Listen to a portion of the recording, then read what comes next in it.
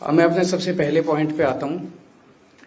जब 2014 में प्रधानमंत्री बने थे नरेंद्र मोदी जी, तो उन्होंने खुद एक रूल बनाया था कि भारतीय जनता पार्टी के अंदर और उनकी सरकारों में 75 वर्ष से ऊपर कोई भी व्यक्ति होगा तो उसको संगठन में और सरकार में किसी भी पद पे नहीं रखा जाएगा, उसको रिटायर कर दिया जाएगा। और उसका सबसे पहले उस रूल के तहत आडवाणी जी को और मुरली मनोहर जोशी जी को रिटायर किया गया था। और उसके बाद तमाम यशवंत सिन्हा जी, सुमित्रा महाजन जी, कई लोगों को यहाँ टिकट नहीं मिली। कई लोग जो पद पे बैठे हुए थे उनको पद से इस्तीफा दिलवा के उनको हटाया गया। ऐसे कई सारे लोग हैं। तो अब अगले साल 17 सितंबर को प्रधानमंत्री मोदी जी 75 साल के होंगे और मोदी जी ने तय कर लिया है कि अमित शाह जी को वो अपना वारिस बनाएंगे और अमित शाह जी अगले साल 17 सितंबर को देश के प्रधानमंत्री बनाने का उन्होंने तय किया है मोदी जी ने।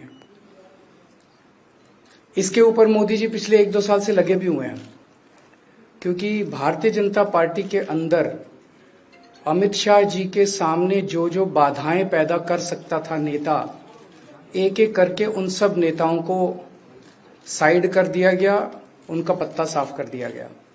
शिवराज सिंह चौहान को हटा दिया गया, वसुंधरा राजे को हटा दिया गया, डॉक्टर रमन सिंह को हटा दिया गया, देवेंद्र फडणवीस को खत्म कर दिया गया, खट्टर साहब को खत्म कर दिया गया, एक एक करके सबको खत्म कर दिया गया।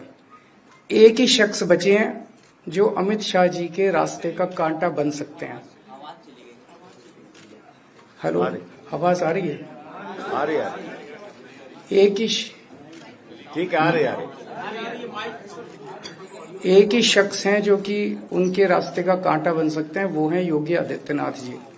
अब योगी आदित्यनाथ जी को इन्होंने हटाने का पूरा मन बना लिया है और अगर इनकी सरकार बनी तो 2 महीने के अंदर योगी जी को भी उत्तर प्रदेश के सीएम से हटा दिया जाएगा।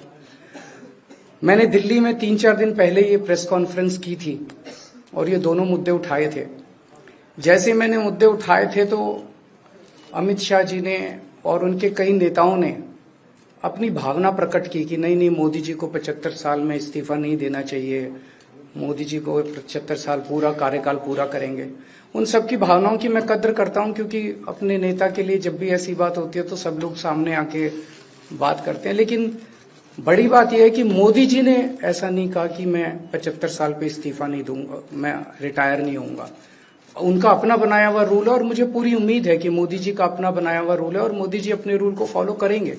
नहीं तो लोग कहेंगे कि मोदी जी ने ये रूल आडवाणी जी को हटाने के लिए बनाया था, जब अपनी बारी आई तो नहीं। तो मोदी जी इस रूल का फॉलो करेंगे, ये पूरा यकीन है देश के लोगों को कि उन्होंने खुद रूल बनाया तो खुद फॉलो करेंगे। दूसरी बड़ी बात जो हुई कि जब मैंने कहा कि योगी आदित्यनाथ जी को 2 महीने में हटा दिया जाएगा, इस पे अभी तक भाजपा के किसी नेता की टिप्पणी नहीं आई है। 4 दिन हो गए। इसका मतलब ये तो कंफर्म करता है कि उन्होंने पूरी प्लानिंग कर ली है और उनके पक्ष में कोई बोलने के लिए तैयार नहीं है योगी आदित्यनाथ जी के। तो उनका हटना अब लगभग तय है कि योगी आदित्यनाथ जी को उत्तर प्रदेश के सीएम पद से हटाया जाएगा।